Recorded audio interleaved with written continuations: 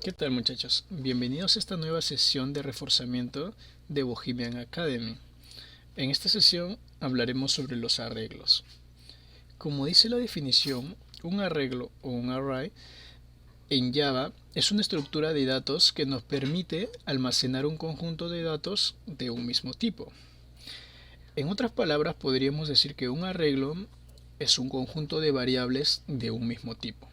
Nosotros ya hemos visto que es una variable, así que entonces no nos quedaría muy difícil comprender este concepto.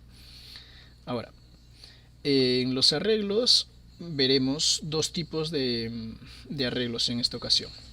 Veremos arreglos unidimensionales y arreglos bidimensionales. En los arreglos unidimensionales veremos a los vectores. Un vector es una estructura de datos ordenadas de manera lineal, mientras que una matriz es un arreglo bidimensional, digamos que ordenada de una manera más estratégica. Ahora veamos los vectores.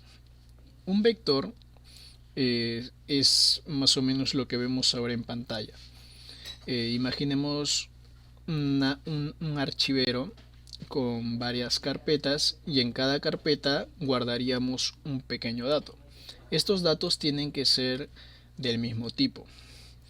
Entonces, un arreglo, en este caso un vector, tiene un nombre y tiene un tamaño. También tiene un tipo. Aquí todavía no se representa, pero lo más importante para entender cómo es un arreglo son esos dos datos, el nombre y el tamaño.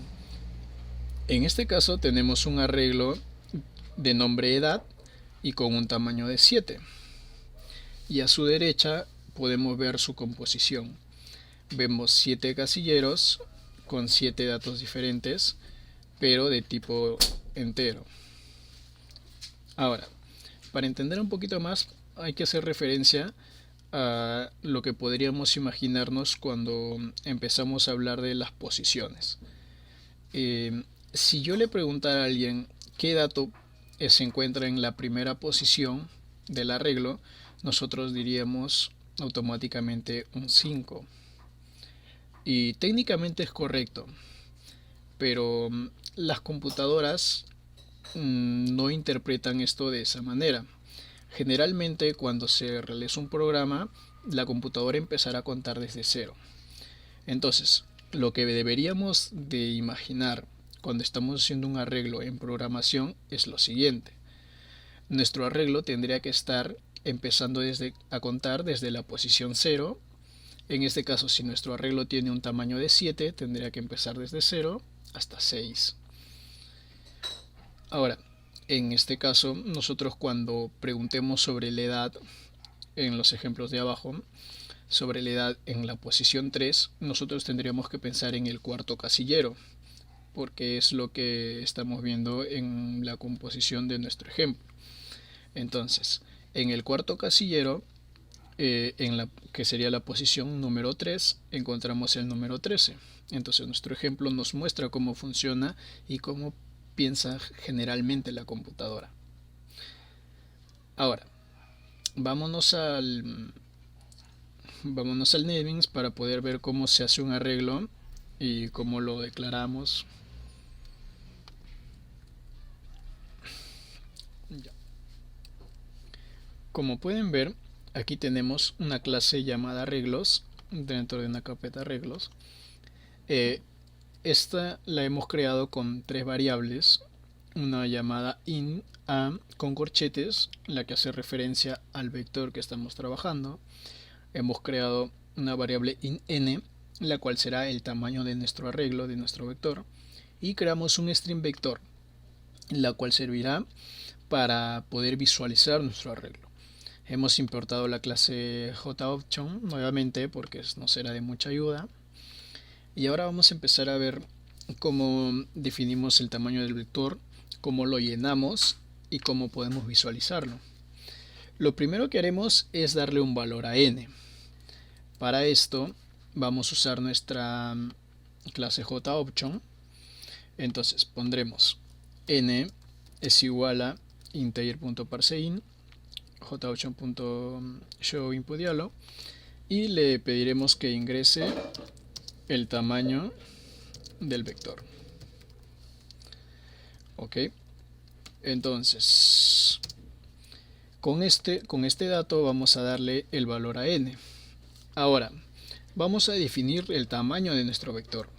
Para hacerlo vamos a poner que a es igual a new in, abrimos corchetes y dentro le ponemos al n que ya hemos creado y ya le hemos dado un valor con nuestra clase JOption.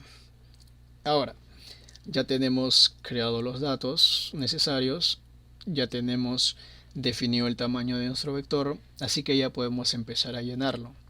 Para llenarlo utilizaremos una de las estructuras iterativas que hemos visto anteriormente. Usaremos el for. Entonces crearemos un for. Dentro haremos el típico i desde que i valga 0 hasta, en este caso, hasta que i deje de ser menor a n. Y haremos que el i aumente de 1 en 1. Abrimos llaves y empezamos a llenarlo. ¿Cómo lo llenamos? Para llenarlo lo que vamos a hacer es poner a nuestro vector con su posición. En este caso el i hará referencia a nuestras posiciones. Entonces abriremos corchete y le pondremos el i. Esto determinará cada posición desde que i vale 0, o sea, desde que a está en la posición 0 hasta que i deje de ser menor a n. Si n es 5, por ejemplo, entonces en el 4 dejará de ser menor, lo que significa que desde 0 hasta el 4 tendría 5 valores en nuestro vector, en caso de que imaginemos eso. Entonces creamos el a con la posición i y le damos igual, usamos nuestra misma línea integer y le pediremos que aquí llene los valores. Entonces ponemos ingrese los valores. Lo que estamos haciendo aquí es llenar nuestro vector con los datos que se ingresen desde la ventana del JOption. Ahora, ya tenemos llenado nuestro vector, pero ahora nosotros vamos a querer verlo. Para esto hemos creado el string vector. Esta variable nos servirá para poder visualizar nuestro vector, porque ya tenemos creado, la computadora sabe que la tiene creada y almacenada, pero nosotros vamos a querer verlo. Entonces para esto utilizaremos otro for. Este for será creado de la misma manera, desde que i sea igual a 0 hasta que i deje de ser menor a n y con un incremento de 1. Entonces abrimos llave y en este caso lo que vamos a hacer es trabajar con el vector. Ponemos vector, a este vector lo vamos a igualar al vector que en primera instancia ha sido creado como vacío y le vamos a agregar un string corchetes, pero el que abre el corchete. Luego le ponemos nuevamente más y ahora le vamos a poner la posición y el del vector, en este caso a corchetes y le ponemos otro más y ponemos otra string, en este caso para cerrar el corchete, y cerramos la línea. Lo que estamos haciendo aquí es a nuestro vector vacío aumentarle un corchete seguido del valor de cada posición. En este caso a vale i, y como nuestro for empieza en 0, cuando a valga 0 será la primera posición, la cual se rellenará dentro de nuestros corchetes. Para poder verlo mejor vamos a compilarlo para que puedan verlo y entender un poquito mejor. Para esto usaremos nuevamente nuestra clase JOption, pero en este caso el SourceMessage. Entonces pondremos JOptionPay.showMessageDialog y aquí veremos que nos muestre el vector. Entonces lo que hemos hecho, nuevamente recapitulando, es primero crear los datos necesarios para la creación de nuestro vector. Le hemos dado el valor a nuestro n. En ese caso n sería el tamaño del vector que definiremos en la siguiente línea, con la que está aquí, donde le estamos diciendo que el tamaño de nuestro vector sería igual a n. Y luego, para poder llenar los datos, crearíamos un for. Hasta ese momento ya tenemos nuestro vector llenado, pero nosotros necesitamos visualizar el vector. Para eso hemos creado una variable vector y la hemos llenado con los datos del vector. Y con esta línea vamos a poder visualizarlo. Hay que compilarlo y nos sale un mensaje pidiéndonos el tamaño del vector.